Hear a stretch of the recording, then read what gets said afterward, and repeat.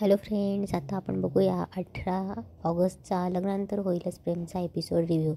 जेव्हा पार्थ आणि काव्याला सांगत असतो की नंदिनीला लग्नातून वसू आत्यांनी किडनॅप केलं होतं आणि रम्याने असं सांगितलं आहे की 24 तासाच्या आत पुरावा दे, नाहीतर हे घर सोड म्हणून. तेव्हा काव्याला शॉक बसतो. काव्या बोलते, म्हणजे ताईला लग्नातून वसू आत्याने किडनॅप केलं होतं. तेव्हा काव्याला लग्नात जे काही झालं होतं ते सगळं आठवतं. तेव्हा काव्याला लग्नाच्या वेळेस तिला कशा परिस्थितीत लग्न करावं लागलं हे सगळं आठवतं. काव्याला आठवून काव्याला चक्कर येतात.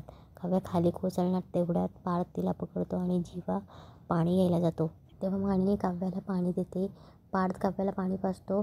तेव्हा काव्या बोलते, म्हणजे हे सगळं खरंच वसू आत्यांमुळे झालं आहे. तेव्हा काव्या रडत असते आणि बोलते, म्हणजे हे सगळं जे काही लग्नात गोंधळ झाला, माझ्या ताईच्या कॅरेक्टरवर शिंतोडे उडवले काकू, तुम्हाला माझ्या आईबाबांना जो काही मनस्ताप झाला हे सगळं वसू आत्यांमुळे झालं आहे. तेव्हा मानिनी बोलते की हे बघ, आधीचा पुरावा जोपर्यंत मिळत नाही ना तोपर्यंत आपण ह्या सगळ्यासाठी वसू आत्यांना जबाबदार नाही धरू शकत. तेव्हा काव्या रागात उठते आणि बोलते, हे सगळं जर खरं असलं ना तर मी वसू आत्यांना सोडणार नाही आहे. त्यांच्या विरुद्ध सगळे पुरावे जर मिळाले ना तर मी वसू आत्यांना माझ्या पद्धतीने धडा शिकवणार आहे. तेव्हा मानिनी काव्याला शांत करते आणि बोलते, मला तुझा राग कळतोय, पण आत्ता तुझ्या रागावर कंट्रोल ठेव प्लीज. तेव्हा मानिनी बोलते, बघ नंदिनी जर पुरावा घेऊन आली ना तर मी तुला अडवणार नाही, पण प्लीज आधी नंदिनीला तर पुरावा घेऊन येऊ दे.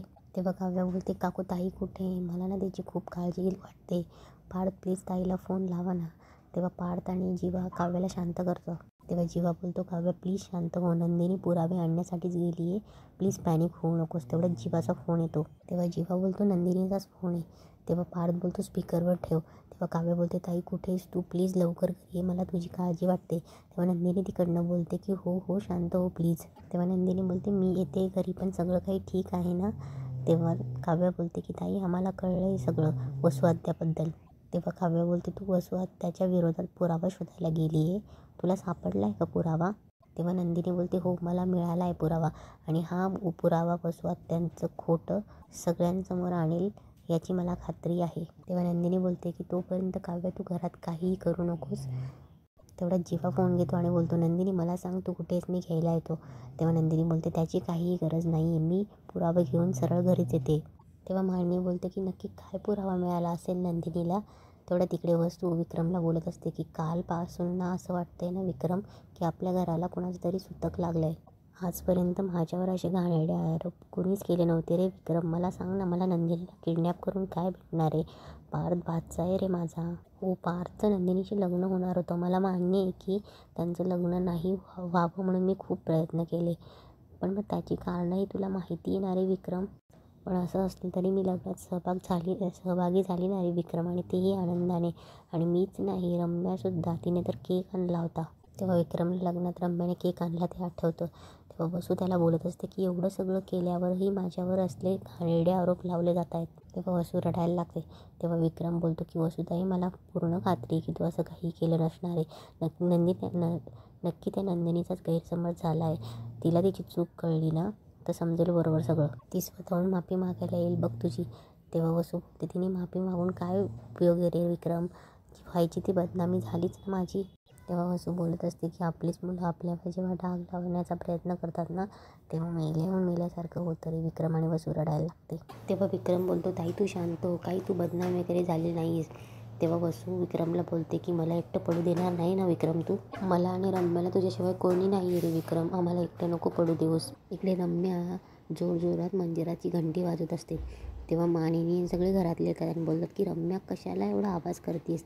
तेव्हा रम्या बोलते की तुला या आवाजाचा त्रास होतोय ना मामी, मला माझ्या आईवर खोट्या आरोप झालेल्यांचा त्रास होतोय. तेव्हा रम्या काव्यासमोर बॅग ठेवते आणि बोलते, काव्या ही तुझ्या बहिणीची बॅग, उंबरठा ओलांडून आत आली होती ना ती, आज तिची परत पाठवणी आहे. वेळ भरली तुझ्या बहिणीची, 24 तासाच्या आत पुरावे सिद्ध करणार होती ना तुझी बहीण. कुठे आहेत पुरावे आणि कुठे आहेत तुझी बहीण. माझ्या आईवर खोटे आरोप करून कुठे पळून गेली ती. तेव्हा काव्या बोलते, रम्या आरोप तर तू आणि तुझ्या आईने केलेत माझ्या बहिणीवर. तेव्हा काव्या बोलते, येते माझी नंदिनी ताई, तेही पुराव्यासकट. आणि काव्याच्या हातातनं घंटी घेते आणि वसू आत्याच्या हातावर ठेवते आणि बोलते की अजूनही वेळ गेलेली नाही आहे वसू आत्या, जमलं तर हीच घंटी देवासमोर ठेवा आणि स्वतःच्या जीवाची भीक मागा, कारण तुम्हाला अशी काव्य दिसणार आहे जी आज तागायत कुणीही बघितली नसेल. तेव्हा रम्या बोलते, बस झालं काव्या, कुठे आहे तुझी बहीण? मोठी टेचात बोलली होती ना 24 तासाचे आत पुरावे आणून देईल म्हणून. 24 तास संपायला फक्त 5 मिनिट बाकी आहे आणि नंदिनी इथे कुठेच दिसत नाही. यावरून सिद्ध होतंय तिच्याकडे पुरावा, तेवढ्यात नंदिनी येते. पुरावा आहे तेव्हा सगळे थक्क होतात. नंदिनीसोबत दीपकही असतो. वसू घाबरते, तिच्या हातातून घंटी खाली पडते. तेव्हा नंदिनी समोर येते. 24 तास संपायला 5 मिनिट बाकी, पण माझं खरेपणा आणि वसू त्याचा खोटेपणा सिद्ध व्हायला 1 मिनिटसुद्धा काफी आहे. जीवा बोलतो, हा आहे पुरावा, अगं तुला कळतंय का? तेव्हा नंदिनी बोलते, थांबा जीवा, प्लीज माझ्यावरती विश्वास ठेवा. आता इथल्या इथे सगळं क्लिअर होईल, तोच बोलेल. तेव्हा वसू बोलतो, कोण आहे हा? तू कोणाला घेऊन आली की? तेव्हा दीपक बोलतो, मला ओळखलं नाहीत वसुंधरा मॅडम? अहो तुमचं वय झालंय की विसर पडलाय तुम्हाला? अहो तोच दीपक ज्याला तुम्ही नंदिनीला किडनॅप करायची सुपारी दिली होती. वसू घाबरते आणि बोलते, ए मुला, तू काय बोलतोयस? आणि तुम्हाला सांगते, या मुलाचा आणि माझा काहीही संबंध नाही. तेव्हा विक्रम बोलतो, 1 मिनिट. तेव्हा विक्रम बोलतो, दीपक ना तू मला एक सांग, वसुताईने तुलाच का सुपारी दिली नंदिनीला किडनॅप करायची? तेव्हा दीपक बोलतो, कारण माझं नंदिनीवर प्रेम आहे हे त्यांना कळलं होतं का, त्यामुळे त्यांनी मला एक ऑप्शन दिला, नंदिनीला किडनॅप कर, मी तुला मदत करेल. त्यामुळे तुझं नंदिनीसोबत लग्न होईल आणि नंदिनी तिथे नसल्यामुळे लग्नात खूप मोठा तमाशा होईल. तेव्हा वसू बोलते, अरे मी असं काहीही बोललेले नव्हते विक्रम, मी असं काहीही बोललेले नव्हते रे. तेव्हा वसू दीपककडे बघून बोलते, आणि मला एक सांग, तू नंदिनीवरती हल्ला केला होतास, आज तिच्या बाजूने कसा बोलतोयस रे? तेव्हा वसू बोलते, विक्रम, मानिनी हा तिच्या बाजूने बोलतोय, याचाच अर्थ तिने याला ब्लॅकमेल केलं असेल. तेव्हा नंदिनी बोलते, दुसऱ्यांना ब्लॅकमेल करण्याचे, आमिष दाखवण्याचे वाईट विचार फक्त तुमच्याच मनात येतात वसुहत्या. आणि राहिला प्रश्न दीपकने माझ्या बाजूने उभं राहण्याचा, तर माणसं बदलतात आत्या. वाईट माणसं चांगली वागायला लागतात आणि चांगलीसुद्धा वाईट बनतात, जशा तुम्ही. दीपक आज माझ्या बाजूने बोलतोय कारण त्याला त्याच्या चुकांची जाणीव झाली आहे. तेव्हा नंदिनी बोलते, बोला आता काय करायचं यांचं? तेव्हा मानिनी पण बोलते, बोला ताई, आता का तुम्ही आरडाओरड करत नाहीये की मी काहीच केलेलं नाही असं? तेव्हा वसू बोलते, विक्रम, अरे मी खरंच काही केलेलं नाहीये. तेव्हा विक्रम बोलतो, बास कर ताई, शांत हो जरा. तो मुलगा स्वतःच्या तोंडाने सांगतोय तरी तू मान्य करायला तयार नाहीयेस. तेव्हा रम्या बोलते, मामा, अरे या नंदिनीनेच फूस लावली असेल त्याला, तसाही तो प्रेमात बुडाला होता, त्याला कन्व्हिन्स करणं फार सोपं गेलं असेल नंदिनीला. तेव्हा जीवा चिडतो, ए रम्या, काय बोलतीस? आणि मोठी माणसं बोलतायत ना, तर एक शब्द बोलू नकोस. तेव्हा रम्या बोलते, का बोलू नको? माझ्या आईच्या आयुष्याचा प्रश्न आहे जीवा, मी बोलणार. तेव्हा काव्या बोलते, ए बोल रम्या, तुला काय बोलायचंय बोल, पण मी आता वसू आत्यांना सोडणार नाही, कळलं? तेवढ्यात कुणाचा तरी फोन वाजतो. तेवढ्यात दीपकचा फोन असतो. तो दीपक फोन काढतो, त्याच्या खिशातनं काहीतरी चिठ्ठी पडते. दीपक पटकन उचलतो. तेव्हा रम्या बोलते, एक मिनिट, काय हे? दीपक चिठ्ठी लपवणार. तेवढ्यात रम्या बोलते की तू एवढा घाबरतो कायस? तेव्हा दीपक बोलतो, मी कुठे घाबरतोय? तेव्हा रम्या बोलते, नाही आहे ना काही, दाखव मग. तेव्हा दीपक बोलतो, एवढं महत्त्वाचं नाही आहे ते. तेव्हा रम्या बोलते, महत्त्वाचं नाही आहे ना, मग दाखव. आणि ती चिठ्ठी त्याच्याकडनं हिसकावून घेते. तेव्हा रम्या ती चिठ्ठी खोलते, बेल ऑर्डर असते. तेव्हा रम्या बोलते, अगं काय गं नंदिनी, तू दीपकची जामिनावर सुटका केलीस? तेव्हा मानिनी बोलते, काय नंदिनी, तू खरंच त्याला सोडवून आणलेस? तेव्हा रम्या बोलते, हो मामी, बघ ना, जामिनावर सोडवलंय याला, त्याचेच कागदपत्र हे, त्याच्यावर नंदिनीची सहीसुद्धा आहे. हो, आत्ता माझ्या लक्षात आलं, म्हणजे हिने दीपकला पुरावा करून आणलाय. दीपकची साक्ष मिळवण्यासाठी त्याला तिने जामिनावर सोडवून आणलंय. माझ्या आईला खोटं ठरवण्यासाठी डील केलंय डील केलंय तिने दीपक सोबत. तेव्हा नंदिनी बोलते, वाटेल ते बोलू नकोस रम्या, मी काहीही केलेलं नाही आहे.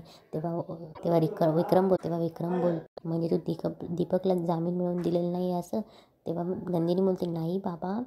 तेव्हा रम्या बोलते, मग काय आहे हे? त्या दीपकला जीवाने पार्थने शोधून फोडून काढलं, त्याच दीपकला तू जामीन मिळवून दिलायस? अर्थात तुझा काही स्वार्थ असल्याशिवाय तू असं करणार नाहीयेस. तेव्हा नंदिनी बोलते, माझा कुठलाही स्वार्थ नाही आहे याच्यात. दीपक स्वतःहून माझ्या बाजूने बोलायला तयार झाला, कारण त्याला त्याच्या चुकांची जाणीव झाली.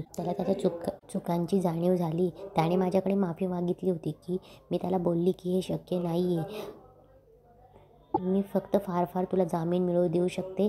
तेव्हा त्याने ते मान्य केलं. मी तुम्हाला खरं सांगते, आमच्यात कुठलंही डील झालेलं नाही, हवं तर तुम्ही विचारा त्यांना. तेव्हा रम्या बोलते, विचारेल ना, विचारणारच आहे त्यांना, पण आम्ही नाही. माझ्या आईचे कमिशनर मित्रच आता दीपकचा समाचार करतील, साम दाम दंड भेट सगळंच वापरतील. तेव्हा नंदिनी बोलते की बोलवा ना, कर, नाही त्याला डर कशाला? तेवढा दीपक पलकतो, ए नंदिनी, बस झालं आता, पोलीस कशाला?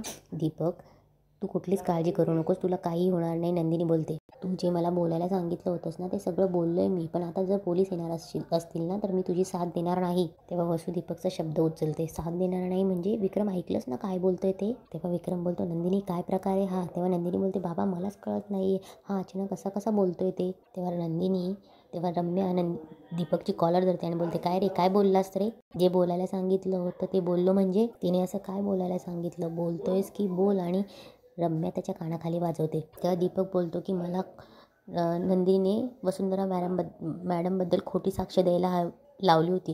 तेव्हा सगळे शॉक होतात. मी साक्ष दिल्यावर नंदिनी माझी जामिनावर सुटका करेल अशी डील केली होती तिने माझ्याबरोबर. सगळे शॉक होतात आणि इथेच आजचा एपिसोड संपतो.